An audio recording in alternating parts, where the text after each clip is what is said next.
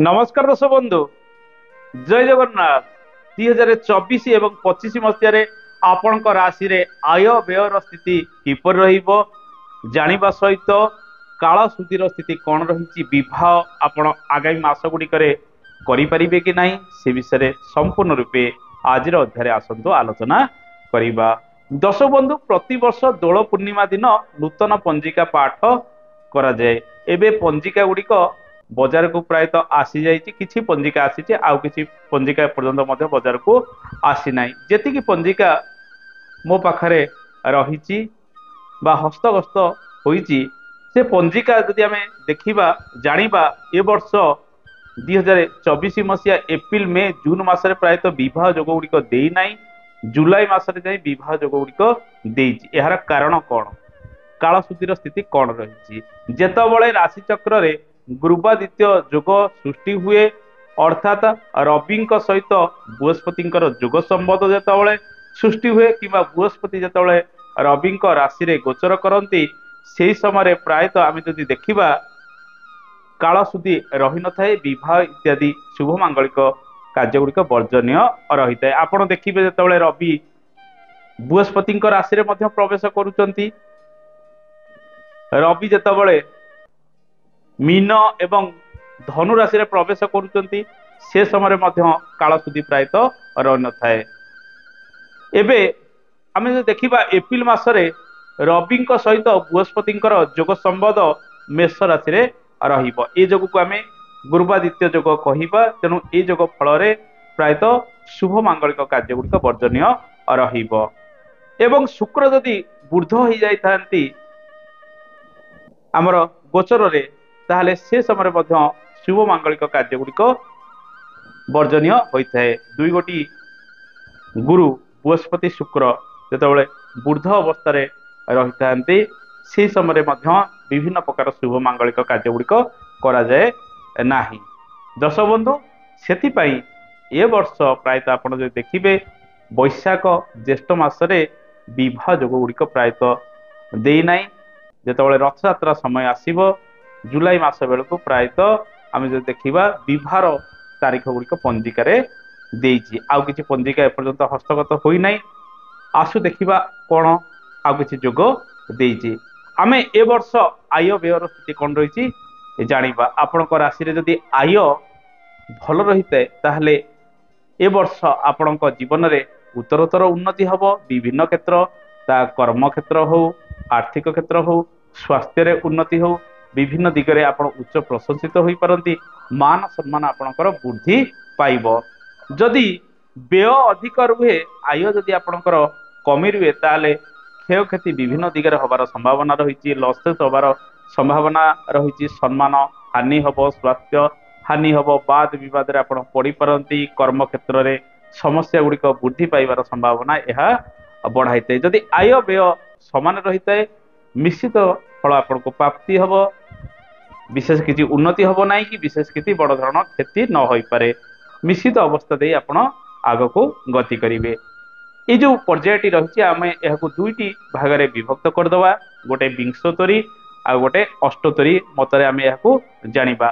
सर्वप्रथम आपण देखंतु आपणकर जन्म केउ पक्षरे होईची ता शुक्ल पक्ष ना कुष्ठ पक्ष।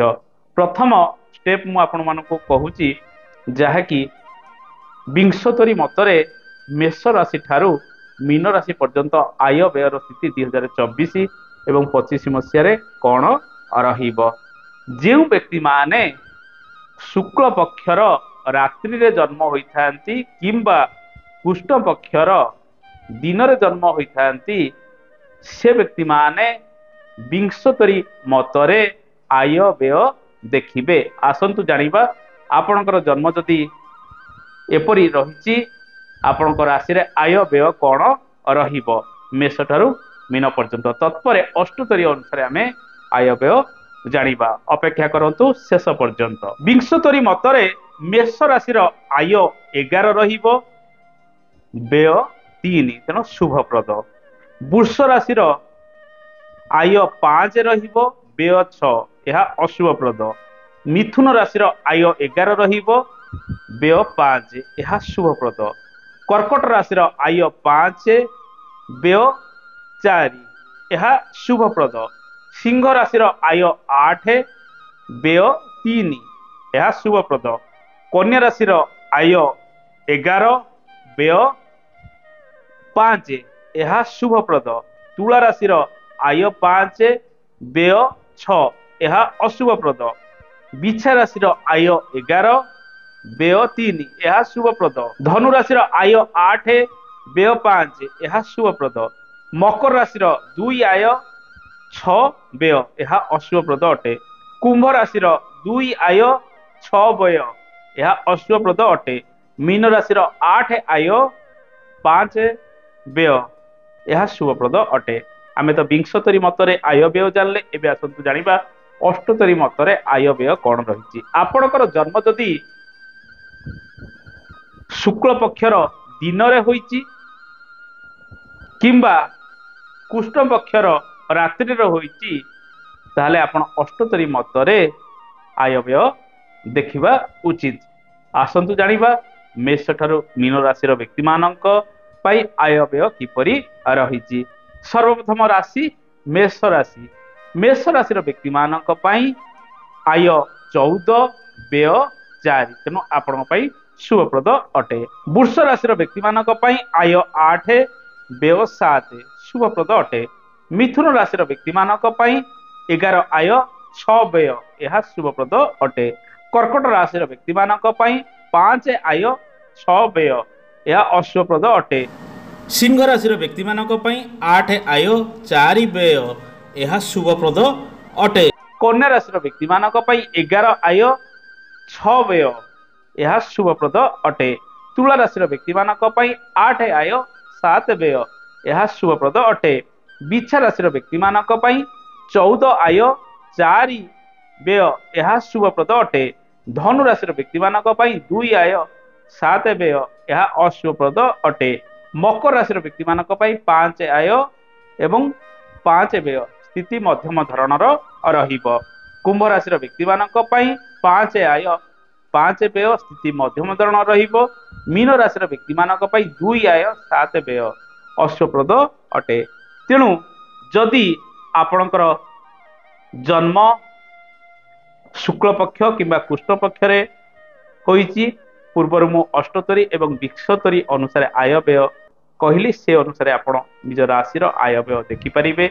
आय अधिक रहिले आपण वर्षटी शुभदायक रहिबो। विभिन्न दिगरु आय जदि व्यय तुलन में कमी रुहे ताले वर्षटी आपण अशुभप्रद रहिबो। विभिन्न दिगरु आय व्यय समान रहिले स्थिति प्रायतः मध्यम धरणर मिश्रित रहिबो। आज अध्यायटी एपरि थिला।